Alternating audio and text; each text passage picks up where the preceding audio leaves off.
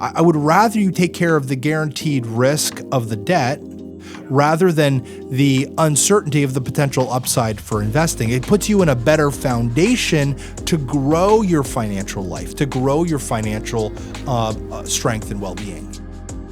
Welcome to Stewardology, a podcast where two worlds collide. In this show, financial advisor Tim Russell and Pastor Drew Gysi are joined by me, producer Tyler Rutherford, to explore the intersection of financial stewardship and theology. Their unique perspectives help Christians and churches understand and apply a biblical framework for everyday financial decisions so Christians everywhere can grow in their walk with Christ through biblical stewardship. Before we get started, we just wanted you to know that the topics discussed in this podcast are for general information only and are not intended to provide specific investment advice or recommendations. Investment and investment strategies involve risk, including the potential loss of principal, and past performance is not a guarantee of future results. Securities and advisory services are offered through Genius Wealth Management, member FINRA, and SIPC. Without further ado, here are your hosts, Tim Russell, Drew Gysi, and Tyler Rutherford. Hi, everybody. Welcome to another episode of the Stewardology Podcast. I'm Tyler, and I'm here with my co-host, Tim Russell. Hello. Good to be with you. We are missing Drew again today, aren't we? The chair's empty. I'm in his chair. Like, what in the world? No, he will be back. We do promise. He is sick. He's been on the road a lot. He's battling the illnesses that come along with this time of year. So he will be back. We promise. We have not kicked him out of the studio for any reason in particular, other than being sick. Nah, he's self-selected. He's like, I'm out, guys. I'm done for. Yeah, he has to take care of himself to get better. He's got another very busy week of traveling ahead of him. Yep. During this recording day, he's going to be home getting better so he can be on the road visiting with people and helping people become even better stewards of all of their assets. That's right. So, Tim, today's question was interesting, and it's one that I've been chewing on over the last, couple of years. Yeah. It's one that I've heard people my age talking about quite a bit. Mm-hmm. And it's this question, should I invest while getting out of debt? Yeah. And there's so many caveats in this question. I know we're going to dive into that today, the different caveats of what kind of debt and maybe what kind of investing are you talking about in particular. But should I invest while getting out of debt? I think Dave Ramsey, I think I know what he would say, and the answer would probably be no. You should get out of debt first before you start investing. He's pretty black and white on the topic. Very specifically, though, it's consumer debt. Yes. He does not consider mortgage debt something that you have to put off investing until after that debt is paid. Yeah, that's really good. And I think we'll find that if you have less debt in your life, you'll be able to have a bigger impact with your investing throughout that time. Yeah. So I'm excited to talk about this, but I also want to recognize that not everyone wants to wait until they're out of debt entirely to start investing. Some people are not willing to wait until that debt load is gone before they start putting dollars into an investment account. And maybe that's because they think their debt is way too big, that it's going to take them way too long to pay off. And they say, you know what, I got to get money working for me now instead of waiting, 10, 15, 20 years. We'll dive into those caveats, but I'm excited to talk about this today, Tim. So what should we consider? Should I invest while getting out of debt? What are some things we have to start processing? Well, we have to start back with basics, right? We have to go back to our fundamental beliefs about how to structure our financial lives. The first and most fundamental assumption that we need to have is that when we think about retirement, it is essential that we govern our lives pre-retirement to be on track to be debt-free by retirement. That is a very important essential. Now, I understand that not everyone is going to be able to achieve that goal, but I think to the extent that we can normalize that as the expectation and help people earlier on in their careers and their lives set themselves up in such a way as to avoid the kind of debts that they're going to track with them into retirement, like getting a mortgage at 50, a 30-year mortgage at age 50, and you're taking it on until age 70 or age 80, that is a big ask for your retirement picture, because all of the money going to the bank is now a partner in your retirement. Mm-hmm. The bank is a partner in your retirement. In fact, the bank has to get paid before you get paid in a lot of respects, which is less than an ideal circumstance. You always need more to retire when you have debt in the picture. The less debt you have, or the lack of debt that you have, means that you have a lower income demand. You could throttle your income down or up as the situation demands it, but it's based on your prerogative, not the prerogative of the bank or the lender. That's the first principle. Be debt-free by retirement to whatever extent possible. Step 2, again, this is all thinking about pre-retirement. Live with an emergency fund. Why? An emergency fund helps to avoid future debt.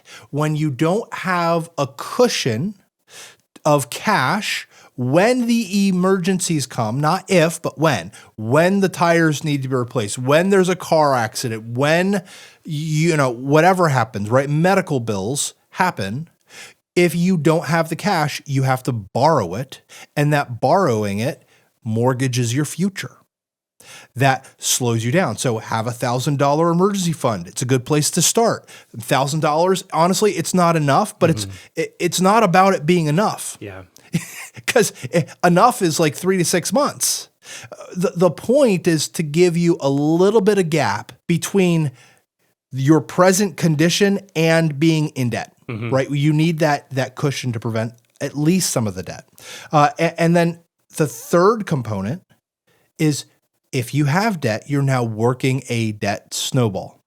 So we've described debt snowballs in previous episodes. I'd encourage you to go to our website, stewardologypodcast.com, go to the search feature in our show list and look for debt snowball. You'll find probably a dozen or more episodes referencing debt snowballs, some of them specifically dedicated to debt snowball. But in summary, you list all of your debts. Now, remember, not your mortgage, right? All of your consumer debts, everything but the mortgage, from smallest balance due to largest balance due. Not by interest rates, but by balances due. That's very important. The interest rate methodology, that's called the debt avalanche. I'm not a fan of the debt avalanche, not because I don't like math. I understand how mathematically it could work for you, but I understand human psychology, and what the debt avalanche doesn't understand is human behavior and the need for you to see quick wins. You need psychological ammunition and fuel to motivate you continuing to burn down your debt so that you're actually debt-free. The debt snowball, in my opinion, is the best way of doing that. So you list all debts, smallest to largest, pay minimum balances on all of your debts, except for the smallest one. And on that one, we put the largest amount of our liquid available money, the money that we can afford to put on debt. We put that on the smallest one, pay that off. Roll that payment down to the next one. Roll that payment down to the next one, and rinse and repeat until you're debt-free. Yeah. We find that psychologically what happens, people who do this get motivated, get excited, they get even more eager to get at their debt, they work a little harder, they save a little bit more, they cut even more out of their budget just to be able to pour more fuel on the fire. Yeah. You know what's cool about the debt snowball? I was showing somebody recently how this works in a debt snowball calculator, like in a spreadsheet. Yeah. And it took them from being in a state of mind where they were, this is too much, I'm overwhelmed, I don't know how I'm ever going to get out of debt, to 15 minutes later, oh, there's actually a way forward. Yeah. We can make this happen. It's amazing. So the debt snowball is a powerful tool if you stick to it. Yeah, no, that's so helpful. So the fourth principle that we need to keep in mind is that you have to understand compound interest works both ways. Yeah. Okay, so compound interest works with investing. We talk about it all the time, the rule of 72, and if you make 7.2% a year, you'll double your money in 10 years. There's a whole, you Google the rule of 72, and it'll tell you how fast it takes for your money to double. It's a very powerful tool. However, it also works in debt, because when you have debt, debt compounds. It grows. I was talking with a friend who was describing to me a situation with someone who lives in another country who does not have the American consumer laws with regard to interest rates and finance. And the one friend was asking the other, so you have credit cards, what is your rate? And his response was 7%. He's like, that's not bad. That's really good. And then he found out, no, it's 7% a month. Which, if you do the math, gets you out to like 90% a year, close to, right? It's clearly a bad deal. So, like, you have to recognize that debt is a massive problem. Now, remember, fortunately here in America, we're not dealing with that kind of interest rate. But to the extent that we have those kind of interest rates, we have got to get rid of not those kinds, but any kind of debt with high balances or high interest rates. We have to pay it down very aggressively. That's huge. I have in our show notes an example of current mortgage rates, for example. Tyler, what is the current rate on a 30-year fixed? 6.05% as of this morning, which today we're recording on February 26th. Yeah. So I know that number's been kind of bouncing around a little bit. Yeah. That's actually lower than my first mortgage. Yeah. But it's still high compared to relative history, recent history. Yeah. So, but interestingly, the shorter term of the loan, it's a lower rate. So if you look at like a 10-year mortgage, it's 5.35, a 15 years, 5.44. So if you can pay it off sooner, you get a lower interest rate, and that does help. Yeah. So Tim, a question for you. I've heard this multiple times on, you look at like the financial TikTok and all that stuff. It's, first of all, don't go there. It's the Wild West.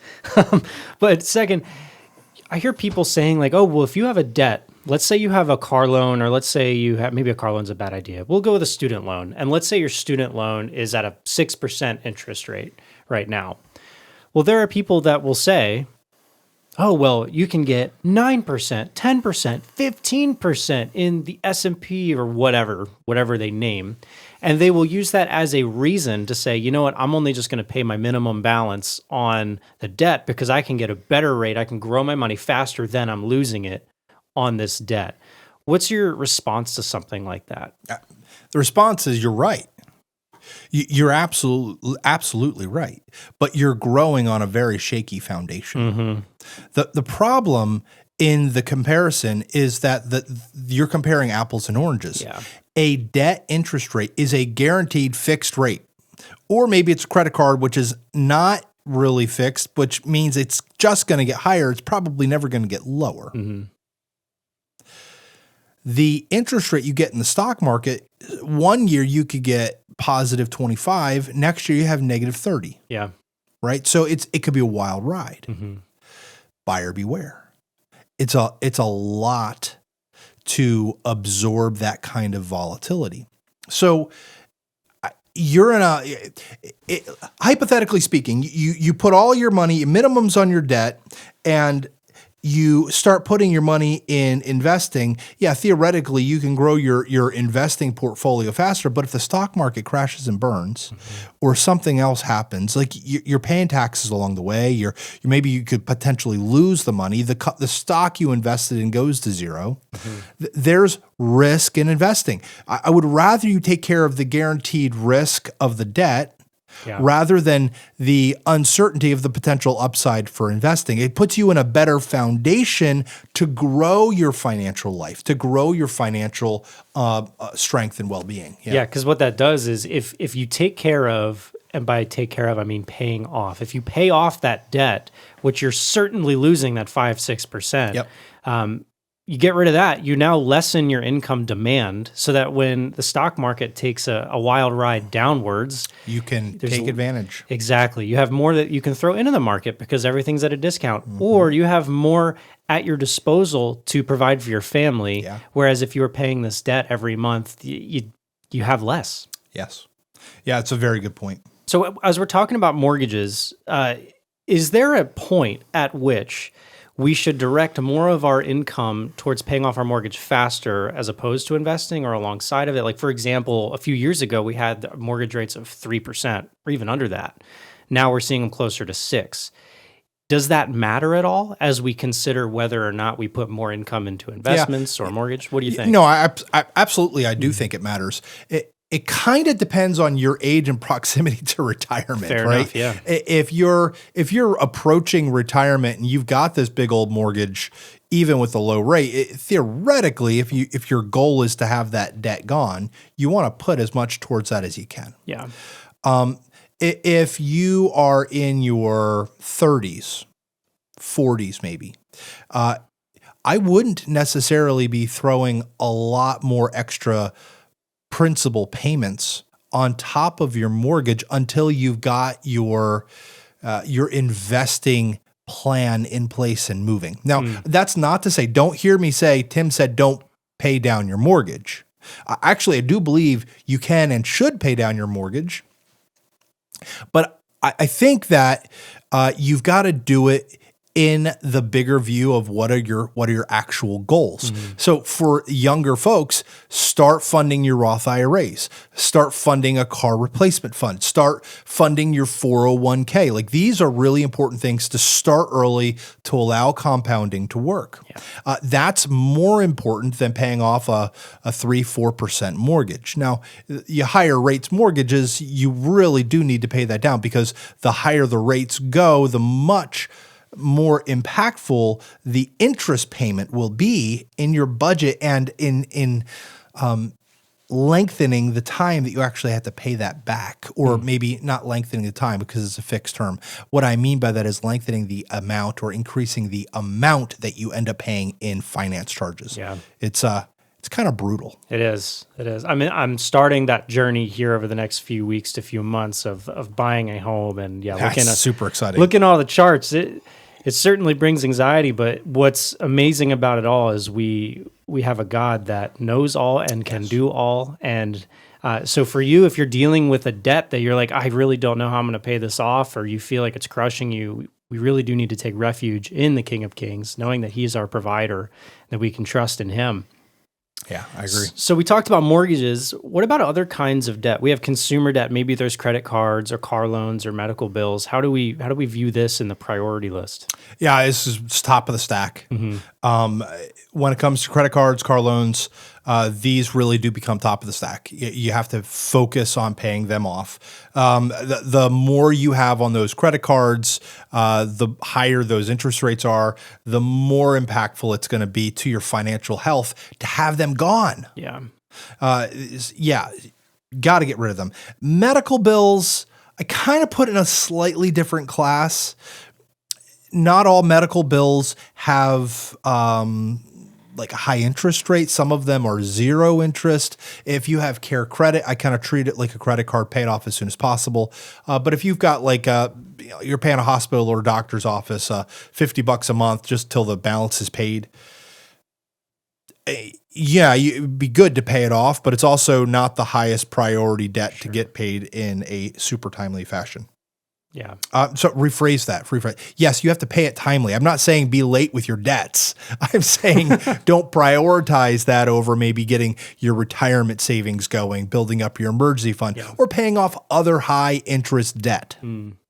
Yeah, we have to remember that our third priority when it comes to our finances is to be honorable and timely with our creditors. Thank you. Yes. So we're not saying don't pay your debts, but simply when you have that extra money in your budget, to whether it's throwing it towards a debt or throwing it towards an investment, that's what we're talking about here. Excellent. So student loans, I think this one probably causes the most hesitancy in people when it comes to their timeframes. Like, for example, there's a wide range when it comes to student loans. Some people might only owe $10,000. Yeah. Some people might owe $200,000. And I've seen some examples of people that owe upwards of $1 million in student loans. And so there's such a wide range here.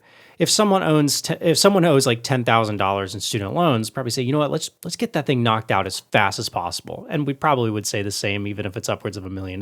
We need to pay that back. But where's this tension? Help me find this tension. For example, my wife and I, we carry student loans for my wife's doctorate, and the timetable to pay that off was like 20 some years. And so in our minds, it's like a mortgage. It is. And the actual payment is that of a mortgage. And so we try to figure out how much extra do we throw on the debt versus how much do we put into our 401ks at work versus our Roth IRAs, and the interest rates are somewhat low. Yeah. Let's pretend this is a Ramsey call for a second. How would you advise me moving forward? Pay it off, move forward. Yeah. Well, so because I know you and I know that there are other competing priorities. So I would want to know, first of all, do you have a good debt repayment plan? Yes. Are you on a good track and trajectory to have that paid off? Yes. How aggressive are you being with it? So that's the first kind of category. I would want to see that you've got a good plan to pay it off. Mm-hmm. The next thing I'd want to see is in terms of the other priorities of your lives. Now, this is obviously dealing with younger individuals who have debt. They're probably also thinking, I would love at some point to own a home. We just talked about that. That's clearly the case for you and for your wife. So what I would want to see happen would be for you to be building up your reserve for the down payment and build in your capacity to afford a mortgage payment within your budget. It's probably essentially what you're paying right now into your savings account to build up your reserves, right? Yep. So you're already paying a mortgage, so you're used to that into your savings account. That savings account is growing for you to be putting a down payment. So I would prioritize, as long as you're doing more than minimums on your debts, having that in a good kind of healthy spot where it's improving, and growing your pile and like getting the discipline of paying that mortgage and the car and the student loan. I would feel very comfortable with you buying that house, recognizing that you can't spend all of that cash reserve on the down payment. Yep. You need to keep reserves for moving costs, for repairs, for corrections and renovations, and for the surprises, because there are going to be plenty. Mm-hmm. It's going to always cost you more to get into a house than you anticipate. So you need to keep reserves for that. And make sure that you still have some capacity within your budget above and beyond the mortgage payment that you're putting out there. Yeah. So if all of those things are the case, I would say thumbs up, keep on doing what you're doing, buy the house when God shows it to you. And, this is the one that's clearly what you and your wife want to move into. I would absolutely bless that, because you have a plan. You're not living on debt. You're not adding to your debt plan. You're paying off your student loans, and you have good reserves. You're coming into the house with a solid equity base.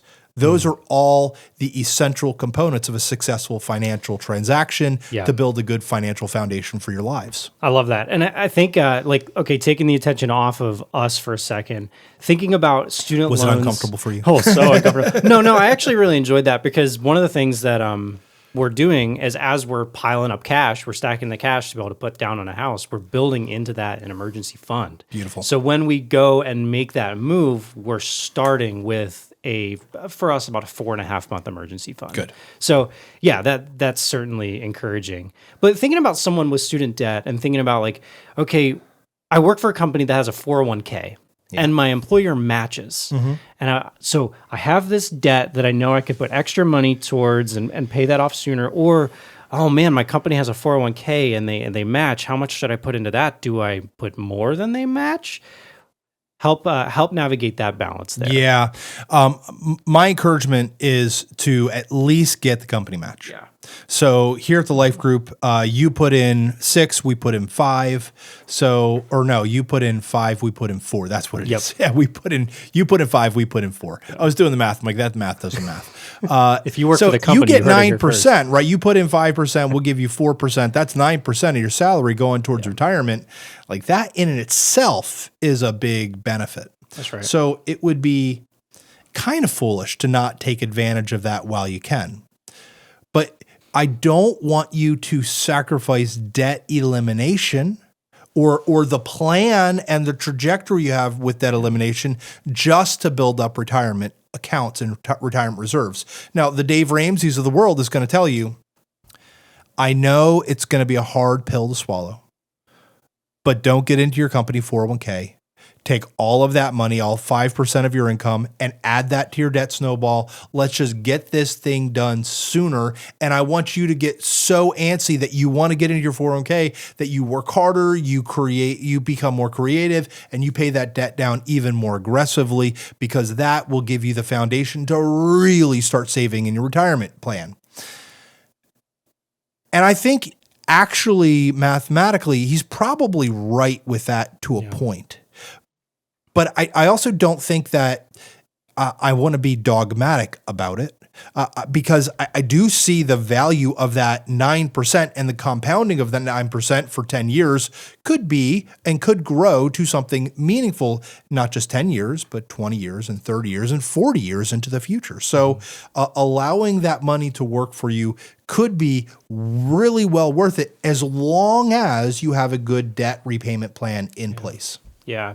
So, and I could see that point being very, very valid if you have a company that doesn't have a match, where it's like, okay, yes, you're responsible for every dollar that is put in, and so you know what? For now, I'm going to just take those dollars and try to eliminate that debt. Yeah. But if you work for a company with a match, like for example, if it's a 3-to-3 match, 3% of your salary that you put in, your company matches it, you're essentially getting 100% return on your money before it even enters the market. Yeah. And so that's a pretty big deal that you need to consider, at least when you're thinking about your budget. It's important. Yeah, I would agree. So let's move into this section of age and proximity to retirement. Remember, we're balancing this question. We're answering the question, should I invest while getting out of debt? So we're assuming you have debt. I'm in my 20s and 30s. How do I think about this? I think for me, I'm in this stage of life. Investing is important. And I want to do it because if you think about it, right, you're 25 years old, 28 years old, 30 years old. You have a long on-ramp when it comes to getting to retirement. At the same time, being out of debt is just as important in this stage of life, because if you can get out of debt, you can actually allot more of your income to be going into retirement savings, investing, building up opportunities that you wouldn't have because you're sitting there paying debt for the next who knows how long. But what are your thoughts on this, 20s and 30s, young people? Yeah, I mean, you pointed out the two competing priorities: the power of compound interest and growth in that account versus the compounding of debt and getting that paid off. You really do have a bit of a dilemma. You've got to choose which one you want to prioritize. And my attitude is I would want to do a little bit of both. Here's what I don't want. I don't want you to put off investing until you're 40. Like when you start at 40, you've got 20, 25 years of investing before 65. And that doesn't give you the kind of time for compound interest to really show its magic. So I would prefer, even in your 20s, to at least start something so you have the habit of saving.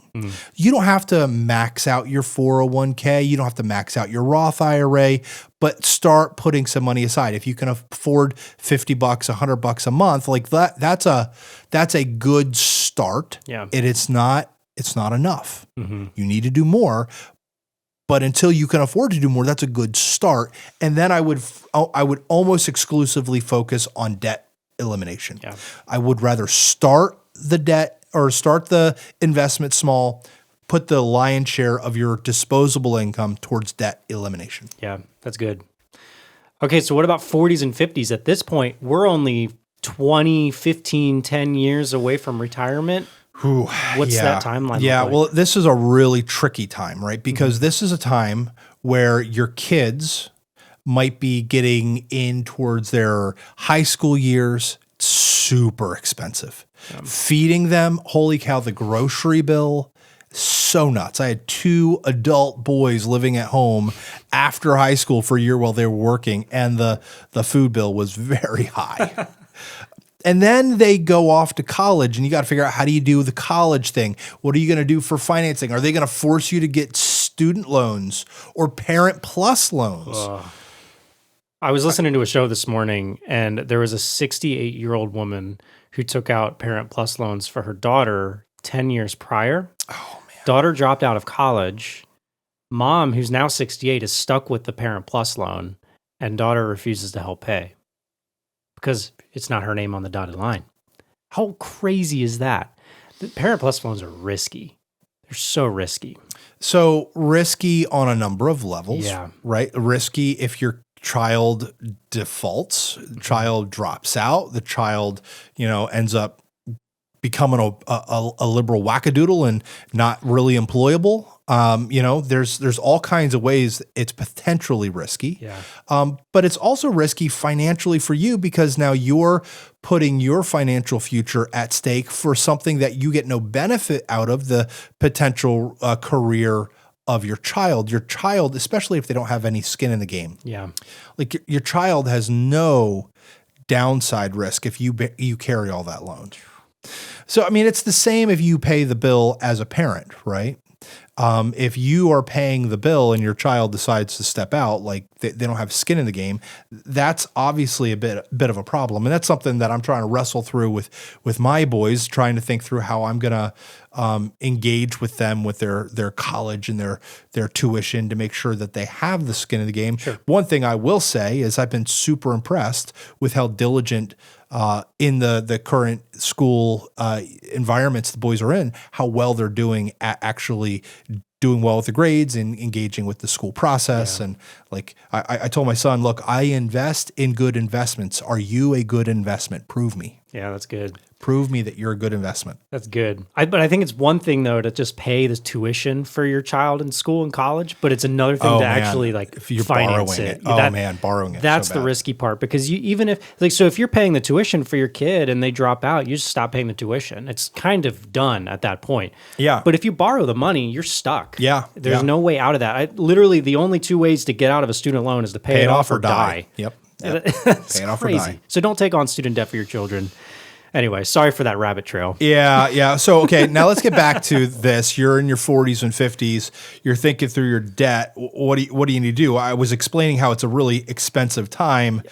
It really is. What I want to prioritize here is you have to have Roth IRAs. I want you to focus on building up your Roth IRAs. This could be a potentially tricky thing if you are growing in your career and becoming financially successful, which at this point, a lot of people have been advancing through their career trajectories. They're starting to get paid even more. You could income out of the Roth IRA. So just be aware of that potential and be aware of the potential ways to deal with that, whether it's funding the Roth 401k, because there's no income limit on that, or funding the backdoor Roth IRA, which is a legitimate strategy that it's available to a certain kind of investor that doesn't have traditional IRAs or IRAs outside of a 401k, something like that.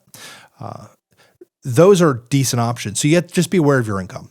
If that's not a risk for you, again, what's the income level? We're getting close to about $200,000, high 100s. Is the income range for a married couple. If you're single, look it up.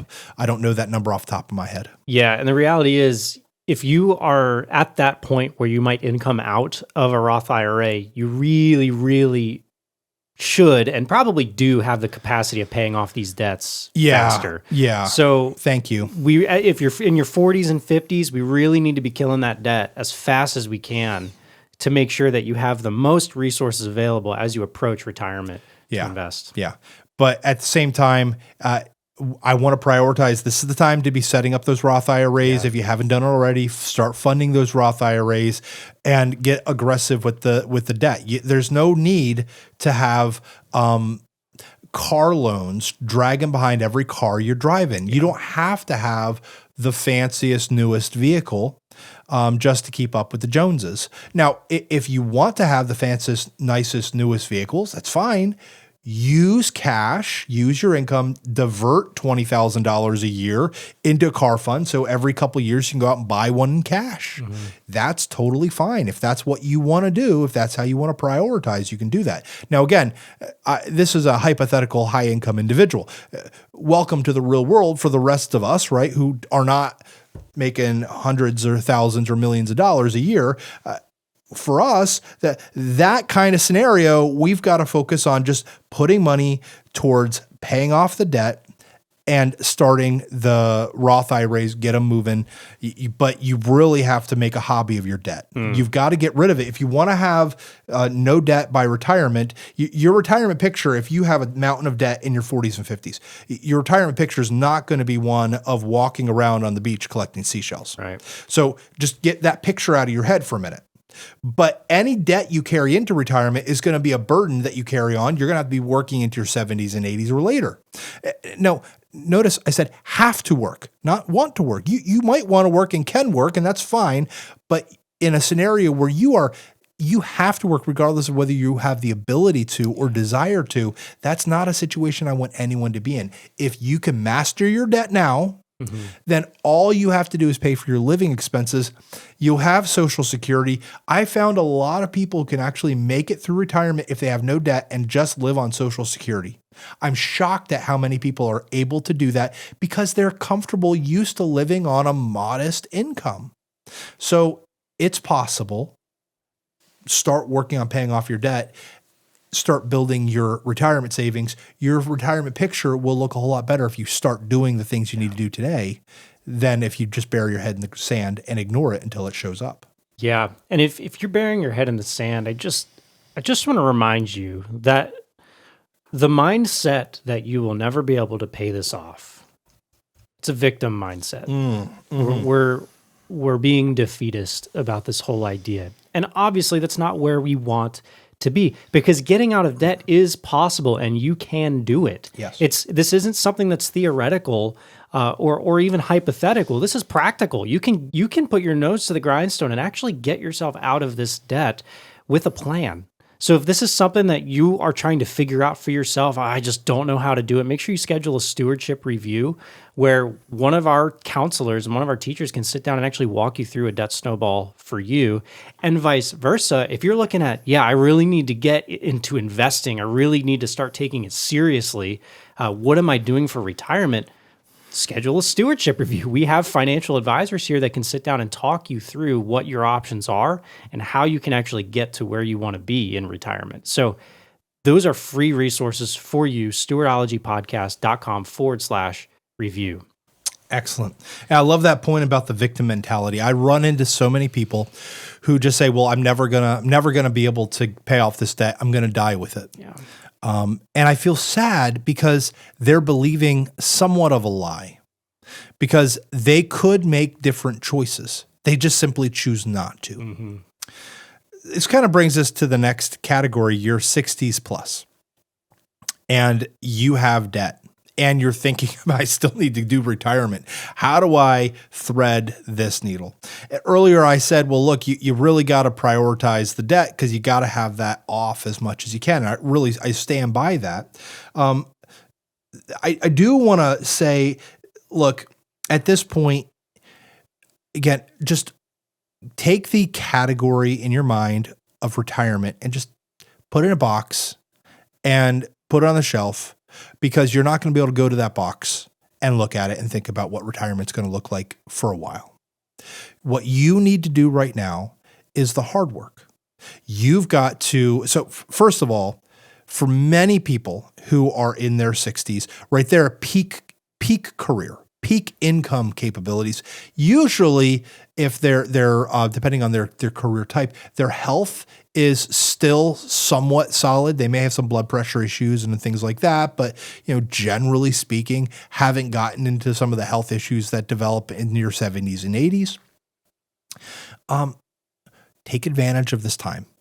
Make hay while the sun shines. So work as hard as you can, earn as much money as you can to actually pay down your debts. I was dealing with a gentleman who had a business. He was self-employed and was dealing with a number of areas. He was looking to buy a house still. He was looking to pay off some debt. And one of the things that I said he needed to do, looking at his business, the way he's operating, I'm like, look, you do really good stuff. Your peak career right now, you're worth more than you're charging. Raise your rates. And if you raise your rates by 20%, you might have 5% dropout, but you still have 20% raise on your rates. You'll have more time to bring in more people to do the work. Like, you are worth it. And I think you can earn your way out of your debt more than you should just think about, I'm just going to always have this debt with you. You don't need to walk around with a defeatist mentality. You actually have the ability to create the environments to do something about how you're earning money so that you can pay stuff off. And we talked about expanding the business, multiple sites, maybe multiple people doing what he's doing, training people, and then, earning off of their whole earnings to be able to improve his broader society, because they're doing it his way and using his systems and methodologies and his marketing and all of those things. So he's providing a benefit to the people who are working for him, and he's also benefiting from all of their work and labor. Mm-hmm. It's a win-win-win. So as I was able to kind of lay that out for him, he started to get excited, saying, like, there are levers I can pull. I don't have to be in debt forever. I don't have to feel like this forever. And whether you're 60 or 50 or whatever you are in that age spectrum, recognize you have agency. Don't believe the lies of the enemy who wants you to believe that debt is just who you are. You're a debtor and you're always going to feel this way. You're always going to be carrying around this debt. You can change things.